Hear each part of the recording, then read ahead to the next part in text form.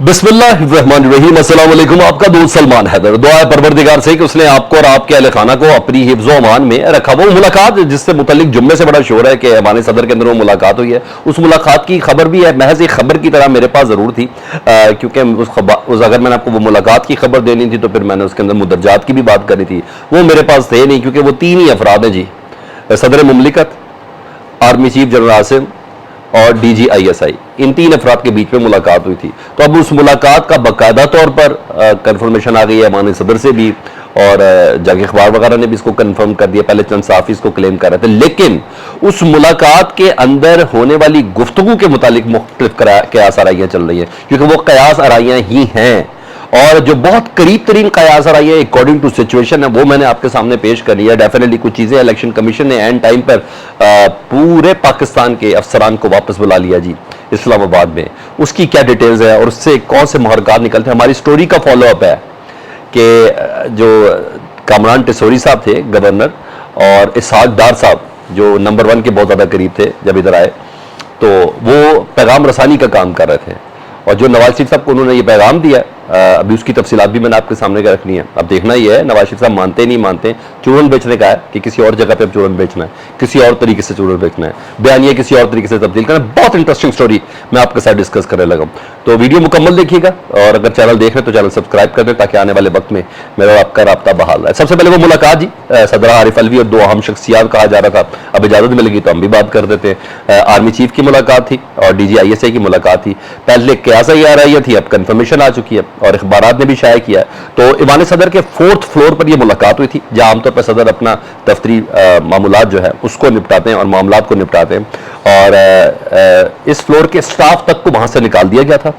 इस मुलाकात के दौरान जी जुम्मे के रोज मुलाकात हुई थी और बाकायदा हुक्म जारी हुआ था ईवान सदर में कि एक तो इस फ्लोर तक कोई पहुंचेगा नहीं, कोई मुलाजिम आएगा नहीं, जो चीज़ जहां है जैसे उधर ही उसको फ्रीज कर दिया जाएगा, और इस मुलाकात की भिनक भी बाहर ना पड़े।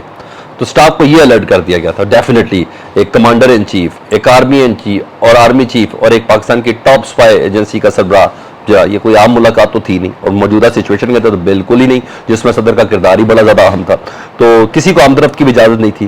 और अब गुफ्तगू से मुतल्लिक खुद कयास आई है, तो मैंने कहा वो मैं तीनों आपके सामने रखता हूं, असल गुफ्तगू तो इन तीनों को पता है, और गुफ्तगू के अंदर क्या लुब्बे लुबा था, महज 11 या 12 दिनों के अंदर आपको सब पता चल जाना है कि क्या बाकी ऐसी है। एक क्या सराई नंबर पहले 1 आपको बता दूं जी, वो ये कि सदर साहब इलेक्शन की तारीख देने लगे जी नवंबर की। कोई सदर ने कहा था ना, मैंने भी आपको खबर दी थी कि सदर तारीख देने लगे। एक और खत लिखा उन्होंने इलेक्शन कमीशन को इस हवाले से, और अगर इलेक्शन कमीशन ने खत का जवाब ना दिया, एक टेंटेटिव तारीख नवंबर की देने के बाद करेंगे, ना जवाब दिया तो सदर बाकायदा तौर पर तारीख लिख के दे भी देंगे।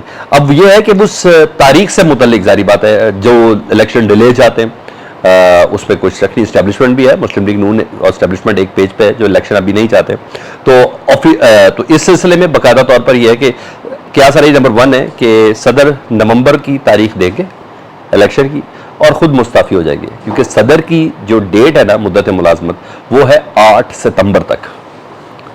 ठीक है, इस तारीख को देके चले जाएंगे और बाद में ये मामला लिटिगेशन में पड़ेगा। इलेक्शन कमीशन उस तारीख पर इलेक्शन कराना नहीं है तो सुप्रीम कोर्ट में चला जाएगा। सुप्रीम कोर्ट में जस्टिस उमर अता बंदियाल साहब होंगे नहीं, जस्टिस उमर अता बंदियाल साहब होंगे तो काजी फायज ईसा साहब इसको टेकअप करेंगे, और काजी फायज ईसा साहब कहेंगे जी ये तो पार्लियामेंट ने कानून पास किया, अब तो पार्लियामेंट इस वक्त है नहीं, नई पार्लियामेंट जब आएगी तो तब बात करेंगे। तो इस वक्त मेरे पास ये इख्तियार नहीं है, और इस पार्लियामेंट के कानून जो पार्लियामेंट ने बनाया उसके मुताबिक इलेक्शन कमीशन ही इस इख्तियार को इस्तेमाल करने का हक रखता है इलेक्शन की तारीख देने का, यानी आर्टिकल 58 के तहत सदर नहीं कर सकता, तो अभी पार्लियामेंट को हम नहीं छेड़ सकते। एक तो ये कयासारी चल रही है, दूसरी कयासारी चल रही है ऑफिशियल सीक्रेट एक्ट और आरबी एक्ट के हवाले से। जो एक कानून पास हुआ, सदर मुमलिकत ने उस पर ट्वीट किया, उन तमाम अफराद से माफ़ी मांगी जिसमें इमरान खान साहब भी शामिल थे, कि इस कानून के पास होने के बाद जो जो अफराद उनसे इफेक्ट होंगे मैं उन तमाम से माफ़ी चाहता हूँ, लेकिन मैं कैटेगोरिकली बता दूँ कि इस कानून को मैंने पास नहीं किया। इस सिलसिले में मेरे स्टाफ ने मेरे साथ दगा किया, और ना सिर्फ दगा किया बल्कि उन्होंने अपने जो स्टाफ अफसर है, प्रिंसिपल ऑफिसर है, प्रिंसिपल सेक्रेटरी जो है, और जो स्टाफ का हेड है, उनको भी वापस भेज दिया कि इसकी सर्विसेज हमें नहीं चाहिए। तो ये कि एक लंबा सा काम शुरू हो गया।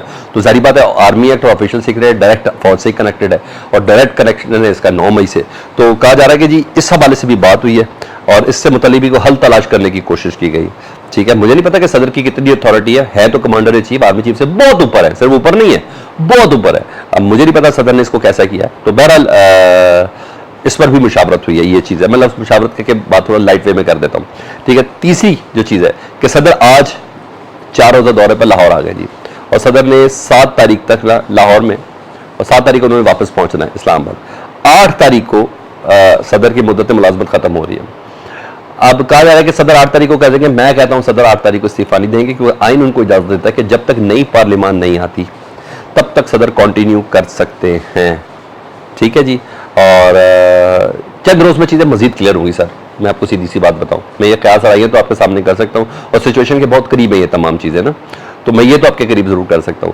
अब चंद दिनों में ये चीजें इसलिए सामने आएंगी क्योंकि जैसी उम्र था बंदयाल से 15 तारीख को जाएंगे, और तो चीजें बहुत सी चेंज हो चुकी होंगी, और उससे पहले पहले ही बहुत कुछ वाज़ेह होना है। सदर आर्मी एक्ट के हवाले से कुछ बोलते हैं कि नहीं बोलते, ये एक चीज़।